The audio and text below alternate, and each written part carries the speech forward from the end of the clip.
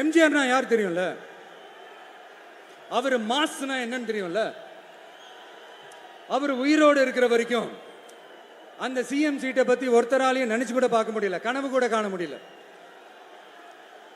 எப்படியாவது அந்த சிஎம் சீட்டை என்கிட்ட கொடுத்துருங்க, என் நண்பர் எம்ஜிஆர் திரும்ப வந்ததுக்கு அப்புறம் நான் திருப்பி கொடுத்துட்றேன்னு தன்னோட எதிரியை கூட மக்கள் கிட்ட கெஞ்ச வச்சவர் எம்ஜிஆர். எப்படி கெஞ்ச வச்சவர்.